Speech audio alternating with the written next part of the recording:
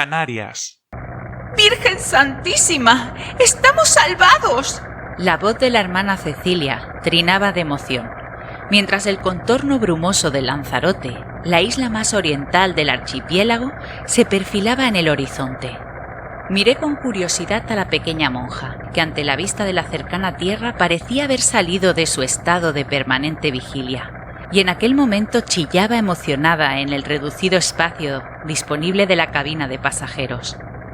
Lucía, por su parte, nos había regalado a Víctor y a mí un par de sonoros besos y una chuchona a cada uno que casi nos corta el aliento. Y no era para menos, la meta estaba cerca.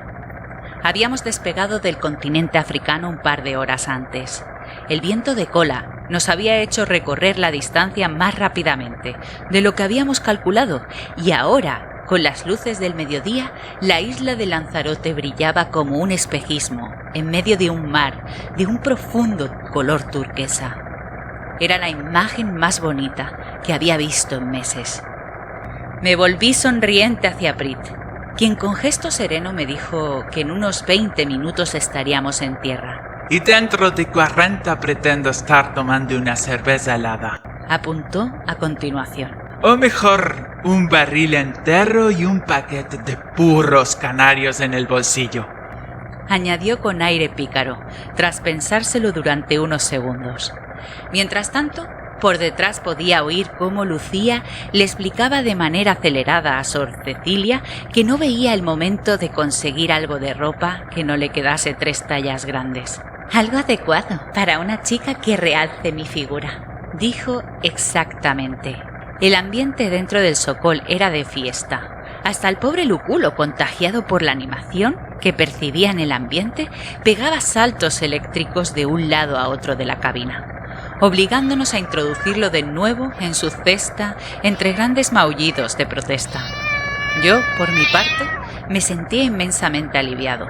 Habíamos conseguido realizar un viaje sin vuelta atrás de más de 2 kilómetros sin haber sufrido ningún percance, lo cual, dadas las circunstancias, era un logro más que considerable. Me sentía satisfecho. Comencé a trastear con la radio, buscando una frecuencia de contacto con la isla para anunciar nuestra llegada. Lo último que queríamos era que algún dedo nervioso apretase un gatillo antes de tiempo. Éramos nuevos en el barrio y debíamos actuar con cautela. Supongo que fue mi expresión la que hizo enmudecer poco a poco la algarabia de la cabina. Por más que giraba el sintonizador de barrido de la radio del Sokol, no conseguía captar más que estáticas en la onda corta. Una horrible bola helada me cayó en el estómago. Si la onda corta no captaba ningún tipo de emisión, eso solo podía significar 2 cosas. O bien que en la isla de Lanzarote guardaban silencio absoluto de radio por algún motivo desconocido, o bien que ya no había nadie capaz de manejar una emisora de radio en toda la isla. Sentí que me mareaba. Si la epidemia había llegado a la isla, nuestras posibilidades de supervivencia caían en picado. Estábamos a más de 2000 kilómetros de Europa, volando hacia un archipiélago en medio del Atlántico con nuestras últimas reservas de combustible agotándose en el depósito y sin posibilidades de volver, ni de ir a cualquier otra parte. Lo habíamos apostado todo a las cartas de las Canarias, y por lo visto habíamos perdido. El silencio se había hecho en la cabina del Sokol. Podía sentir 3 pares de ojos clavados en mi nuca, mientras el helicóptero devoraba las últimas millas náuticas que nos separaban de tierra. En pocos minutos estaríamos con los pies secos, como le había oído decir a Prit. ¿Qué demonios les iba a decir? Y sobre todo, ¿qué diablos se suponía que íbamos a hacer? La cabeza me daba vueltas. No se recibe ninguna señal, ¿verdad? Sor Cecilia rompió el pesado silencio con una nota de fatalismo en la voz. No, hermana, contesté tras unos interminables segundos. Creo que no hay nadie ahí abajo. Las primeras arenas de la costa ya pasaban veloces bajo nuestros pies en aquel momento. No puede ser. No puede ser. Lucía meneaba la cabeza con obstinación. Déjame probar a mí, me dijo mientras me apartaba de un empellón de la radio y me arrebataba los cascos. Observé con fascinación a la espigada joven mientras comenzaba a manejar la radio de comunicación. Sus dedos hacían girar los mandos de sintonización con la delicadeza y precisión de un orfebre, deteniéndose en cada pequeño chasquido o interferencia en busca de ese punto exacto que hiciese adivinar una mano humana detrás de la señal. Comprendí que me había dejado llevar por los nervios un par de minutos antes y que había manejado el aparato con excesiva brusquedad, comparado con la delicadeza con la que Lucía barría las frecuencias. De repente, su expresión cambió y mi corazón empezó a galopar salvajemente dentro del pecho. Aquí hay algo. Su expresión era casi frenética. ¡Escuchar esto! Se quitó los cascos de golpe, mientras Prit con su mano sana tocaba a tientas el tablero y conectaba el sonido abierto en la cabina, sin apartar la vista del terreno volcánico que se extendía ante él. Aeropuerto de Tenerife Norte, GCXO. Aviso de emergencia automático. Cabecera 1230 libres. Pista principal despejada. Contacten con torre en canal 36. No aterricen, repito, no aterricen sin autorización. Accedan directamente al área de cuarentena. Aeropuerto de Tenerife Norte, GCXO. Aviso de emergencia automático. Cabecera 1230 libres. El mensaje se repetía aún 2 veces más antes de ser sustituido por el mismo texto, pero en inglés. ¿Qué significa eso?, preguntó Lucía extrañada. ¿De qué se trata? Aeropuerto de Tenerife Norte, musitó Prit por lo bajo. Los rodeos. Asentí con la cabeza. El aeropuerto de Tenerife Norte, más conocido por los rodeos, era una de las 2 terminales aéreas de Tenerife, junto con el aeropuerto Reina Sofía al sur de la isla. Aquella señal automática indicaba que aún tenía que quedar alguien allí, que había sobrevivido a la epidemia. La parte del mensaje que hablaba de un área de cuarentena invitaba a pensar en ello. Esa era la parte buena de la noticia. La parte mala era que aún teníamos que llegar hasta allí. Y una breve ojeada al indicador de combustible del Sokol me bastó para saber que aquello no iba a ser posible. Una luz roja empezó a parpadear sobre el tablero de mando, al tiempo que una estridente alarma sonaba dentro de la cabina. Víctor tiró de una pequeña palanca situada a su derecha, y la luz se apagó, siendo sustituida por otra fija de color naranja. Todos mirábamos inquisitivamente al pequeño ucraniano. Acabo de conectar la reserva de combustible, dijo. Nos queda jarabe para 15 minutos de vuelo. Después... No terminó la frase. ¿Qué hacemos?, pregunté quedamente. La radiobaliza del aeropuerto de Lanzarote sigue funcionando, pero esto no significa nada, replicó el ucraniano. Tienes baterías alimentadas por placas solares, así que si nadie las toca podrían funcionar en modo automático y de manera indefinida durante meses. No sé qué nos vamos a encontrar allí, concluyó. Por un instante un pesado silencio reinó entre nosotros. Las alternativas eran escasas. Hacia el aeropuerto de Arrecife, dije tras pensar tan solo unos segundos. Creo que es nuestra única opción. El ucraniano asintió mientras ladeaba el pesado Sokol hacia la izquierda, siguiendo la señal de la radiobaliza del aeropuerto de Arrecife, Lanzarote. Al cabo de unos 6 o 7 minutos, pasamos rozando los tejados de las primeras casas de Arrecife, una ciudad que tenía unos 50.000 habitantes antes de la epidemia. Sin embargo, en aquel momento, a través de las ventanillas, no podíamos distinguir a nadie circulando por las calles. Parecía una ciudad como tantas otras que habíamos visto a lo largo de aquel interminable viaje, solo que esta era ligeramente diferente. No había señales de lucha por ninguna parte, ni tampoco de vehículos abandonados, ni edificios quemados hasta los cimientos, ni ninguna de las señales del apocalipsis. Los jardines públicos, aunque desmantelados y salvajes, no ofrecían esa imagen selvática que tenían otros parques abandonados a su suerte desde hacía más de un año. Las calles estaban sucias, pero no acumulaban ingentes cantidades de basura, escombros y papeles revoloteando, tan habituales en todas partes. La ciudad, en definitiva, parecía dormida, como si fuese un domingo a primera hora de la mañana. Casi se esperaba ver pasar al camión de reparto de los periódicos doblando una esquina, como un día normal. ¡Allí!, chilló Lucía. ¡En aquella plaza, entre los 2 autobuses verdes! Todos miramos en aquella dirección. Tragué saliva. De entre los 2 autobuses urbanos asomaban en aquel instante 2 hombres, uno de ellos ataviado con el inconfundible uniforme de la Legión Española. El otro era un civil alto, de unos 40 años, vestido de traje y corbata, con el pelo revuelto. Ambos iban caminando en paralelo, como si charlasen amistosamente, totalmente ajenos al estruendo del socol sobre sus cabezas. Una imagen perfectamente normal, si no fuese porque al civil le faltaba la mitad de la cara y una enorme costra de sangre reseca cubría el torso del legionario.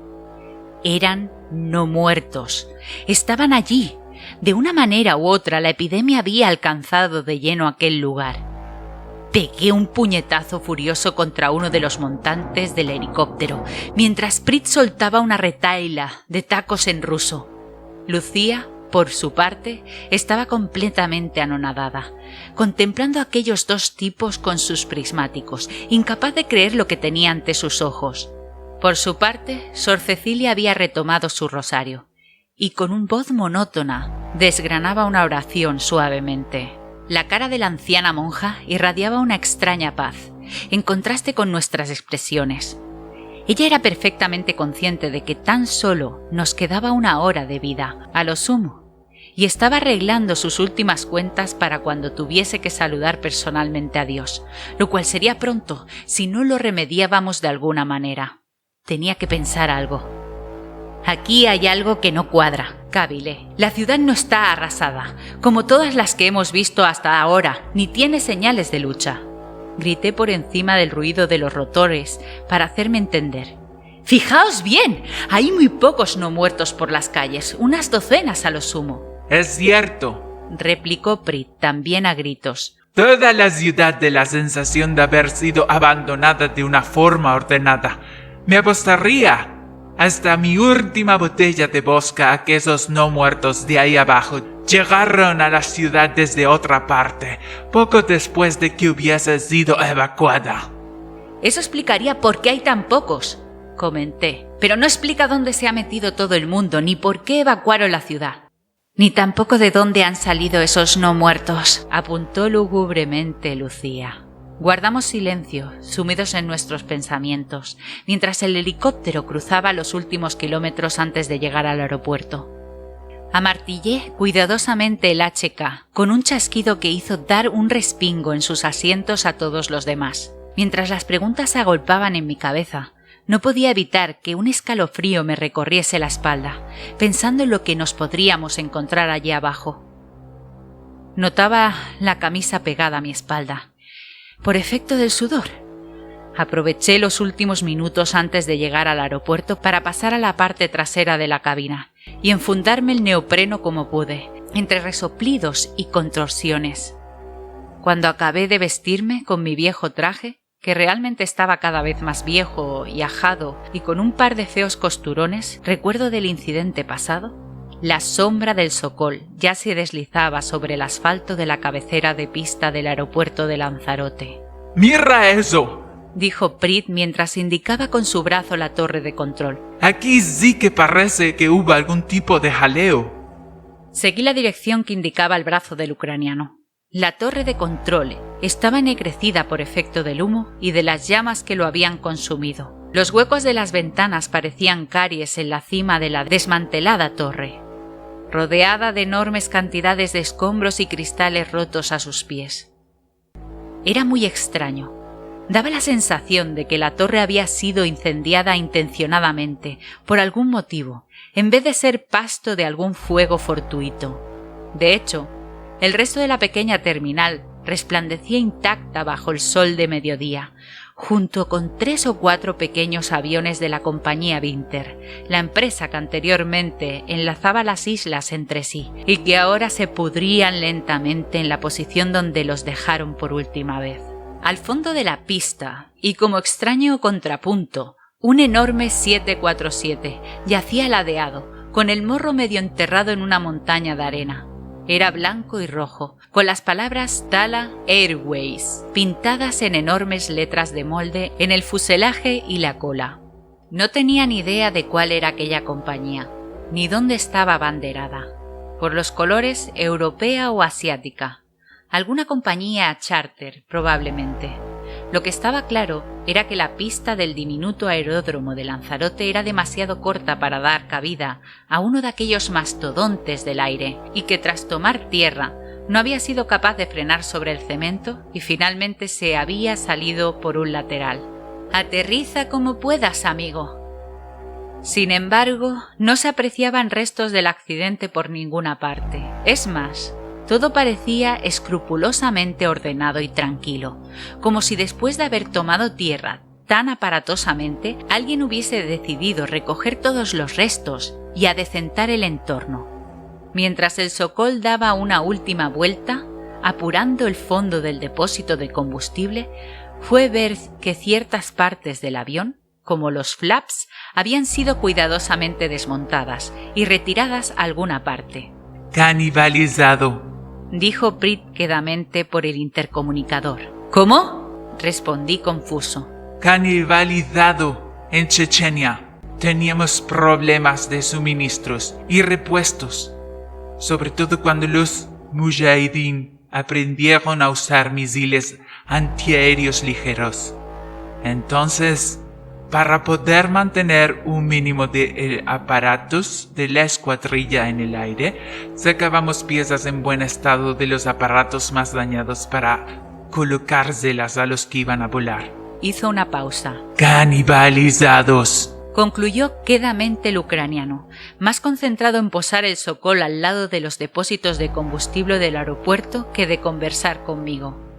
Al cabo de un par de minutos, el helicóptero se posó con suavidad en la pista y pronto el zumbido de las hélices se fue apagando al desconectar Víctor las turbinas. Cuando eso ocurrió, yo ya estaba corriendo hacia uno de los pequeños camiones de suministros de combustible que había divisado desde el aire. A medida que me acercaba notaba que el corazón se me iba encogiendo como un puño. Aquel camión también había sido canibalizado, por completo. Desprovisto de ruedas, descansaba sobre 4 sólidos bloques de cemento, y el capó abierto dejaba ver el enorme boquete donde en alguna ocasión estuvo instalado el motor que lo impulsaba. La cisterna trasera, supe, antes de llegar hasta ella, que estaba seca, como el mismísimo Sáhara.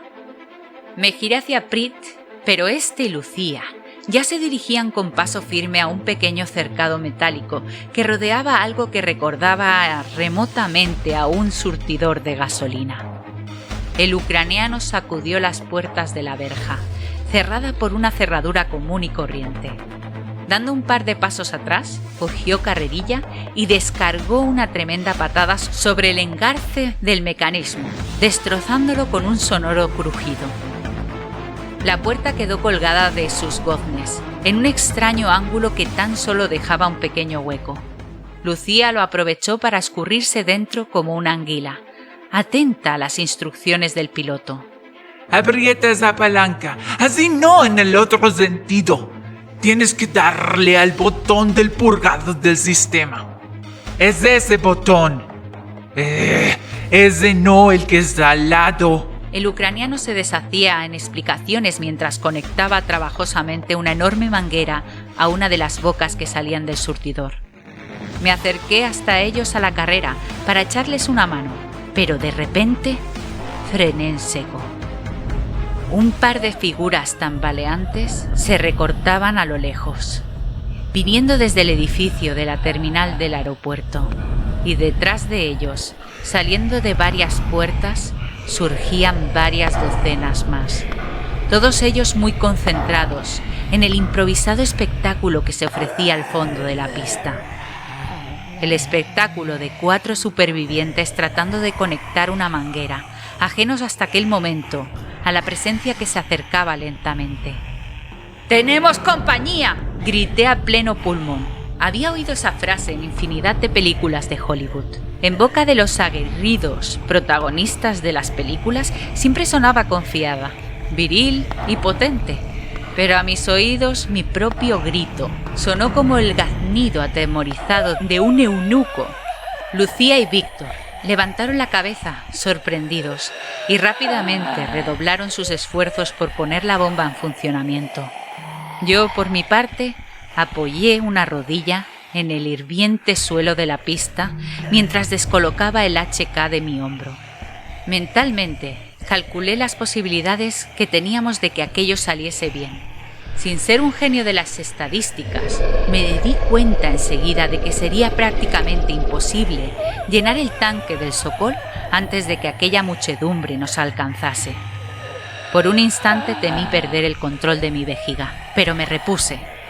Si teníamos que caer, que no fuese sin dar la cara, al menos. ¿Qué diablos? Aquel era un día tan bueno como cualquier otro para reventar. Notaba las manos pegajosas por el sudor. Oía a mis espaldas los esfuerzos del ucraniano y de Lucía para poner en marcha aquella bomba de forma manual. Evidentemente no había electricidad que hiciese funcionar el motor del alchique. La monja se había unido a ellos, con su carácter voluntarioso, para echar una mano, pero el espacio dentro de la jaula era tan reducido que apenas hacía nada más que estorbar. Sin embargo, entendía perfectamente que estuviese allí. Yo tampoco querría estar a solas cuando los heraldos de la muerte se acercaban hacia mí a paso lento. Por mi parte, yo tenía mis propios problemas. Los no muertos avanzaban trastabillando por la pista hacia nosotros, inmutables. Estábamos a unos 500 o 600 metros de la terminal. Era una distancia considerable para recorrer arrastrando los pies, así que aún disponíamos de unos cuantos minutos. El problema era que quizás no fuesen lo suficientes para poner la bomba del combustible en funcionamiento y poder cargar al menos los litros necesarios para despegar en el depósito del Sokol. El HK tenía 30 balas en el cargador y llevaba además otros 2 clips de munición sujetos en el cinturón. Volví a echar cuentas mentales y pronto fui consciente de que era imposible que yo detuviese aquella marea no humana o que la pudiese frenar de alguna forma. Tenía menos de 100 proyectiles contra una masa que debía sumar por lo menos 200 o 300 individuos. Y por si eso no fuera suficiente, además no había disparado aquella arma más que un par de veces, en un curso apresurado que nos había impartido el ucraniano en un descampado donde habíamos tomado tierra días atrás.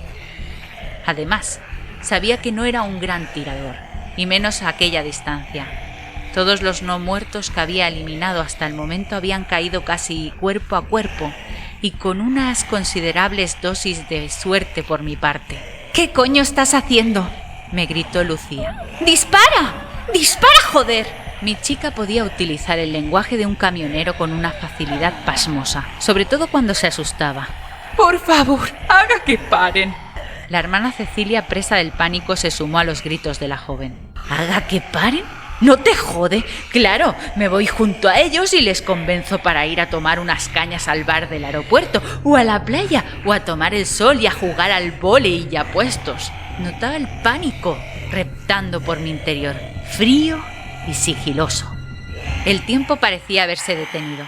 No era capaz de pensar con claridad, y pese a los gritos permanecía con una rodilla en tierra, en medio de la pista, completamente agarrotado. De repente, uno de los no muertos, un tipo alto, de mediana edad, vestido con unas bermudas y una camiseta desteñida, tropezó con su vecino y cayó al suelo cuán largo era. Una de sus chancletas había desaparecido hacía tiempo y el pie descalzo estaba completamente destrozado por la fricción contra el suelo. En aquel momento fui consciente, hasta del más mínimo detalle, del color blanquecino de los huesos que asomaban por el talón destrozado del largo y que brillaban en la distancia bajo el sol, del delicado perfume a podredumbre que el viento traía desde aquella masa, de las briznas de hierba que asomaban la cabeza tímidamente por una grieta de asfalto junto a mi rodilla. ¡Dispara! El grito, o mejor dicho, el rugido había salido de la garganta de Prit, que enrojeció por el esfuerzo y con la vena del cuello a punto de estallar, bombeaba como un poseso la palanca de achique. Aquello me sacó de mi estado hipnótico. Coloqué la mira del HK tal y como me había explicado el ucraniano. La ajusté a 3X, su máxima aplicación, y apunté hacia la multitud, con la mente totalmente en blanco. A través de la mirilla podía ver las caras de los no muertos, como si estuviese justo a su lado. Hombres, mujeres, niños, jóvenes y ancianos, altos y bajos, todos se confundían en un mar de rostros vacíos de expresión, pero con un resplandor siniestro en sus globos oculares apagados. Nada me daba más pánico que aquellos ojos muertos y vacíos.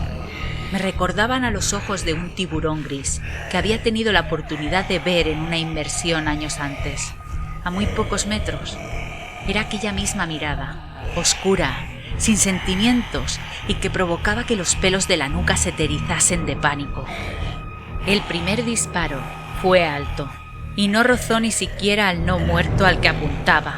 Los 6 o 7 siguientes fueron más atinados y pronto 4 cuerpos yacían desmadejados sobre la pista del aeropuerto. Sin embargo, en ese lapsus, los no muertos habían avanzado otros 50 metros y cada vez estaban más cerca. Presa del pánico, fui consciente de que solo podría cazar a un puñado de ellos, a lo sumo antes de que estuviesen encima de nosotros. Inconscientemente, empecé a rezar al tiempo que disparaba. Un tosido salió de la manguera conectada a la bomba de achique. A continuación, una serie de sonidos metálicos retumbaron bajo el suelo y un penetrante aroma a benceno de aviación impregnó el aire.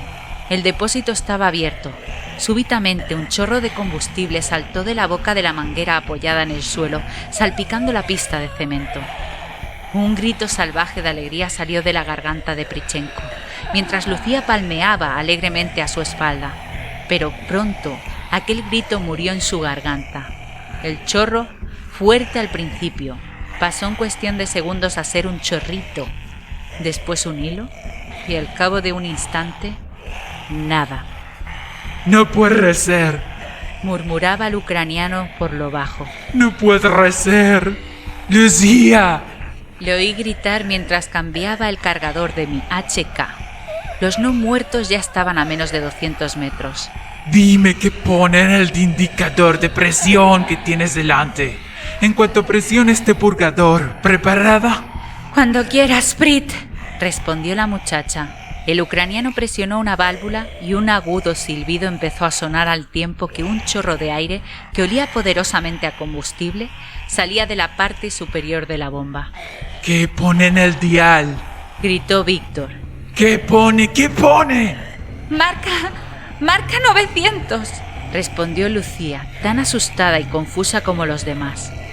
Los no muertos ya habían avanzado otros 50 metros y ahora más de una docena de cuerpos salpiqueaban la superficie de cemento de la pista, pero ya estaban cerca, muy cerca. ¡Mierda!, gritó el ucraniano dándole una patada a la válvula. ¡Mierda!, repitió una vez más mientras arrojaba furiosamente una llave inglesa hacia la multitud que se nos acercaba. Me giré por un momento para observarle, extrañado por oírle jurar en español. Los ojos de Prichenko estaban anegados por las lágrimas y su expresión era de absoluta desolación. El depósito está vacío. Solo tiene presión de aire en su interior. Su mirada vagaba perdida sobre los no muertos. Está vacío. Se acabó. Musité por lo bajo. Se acabó, repitió Prit con una tristeza infinita en la voz y con los brazos caídos a los lados. Miré a Lucía terriblemente pálida, apoyada contra la verja de la estación de bombeo. Observé que Prit también observaba a las dos mujeres y a continuación miraba ostensiblemente el HK que tenía en las manos. No dejes que tengan que sufrir la indignidad de ser no muertas, decían sus ojos. No hacía falta que me dijese nada. Sabía que era lo que tenía que hacer.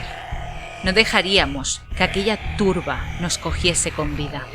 Confiaba en tener la suficiente sangre fría para ser capaz de llegar hasta el final y que no me temblase el pulso al llegar a mi turno. Me giré hacia Lucía, que ahora estaba blanca como el papel y temblando como una hoja. Sin embargo, una expresión de firmeza brillaba en sus ojos. Con un leve movimiento de cabeza asintió, mirando hacia mí. Sabía lo que iba a pasar. Leí un «te quiero» en sus labios. Yo también. Respondí mientras notaba cómo mi alma se desgarraba por lo que iba a pasar. Me estremecí. Las lágrimas corrían por mis mejillas y no podía ver con claridad. Levanté el arma y apunté hacia Lucía. Al cabo de unos segundos, un tableteo resonó en toda la pista. Lucía cerró los ojos y se estremeció anticipándose al impacto de las balas. Pero lo único que se encontró cuando abrió los ojos fue mi expresión atónita y la cara embobada de Prichenko y Sor Cecilia. Aquel tableteo no era de una arma de fuego, era de un rotor de helicóptero y se acercaba.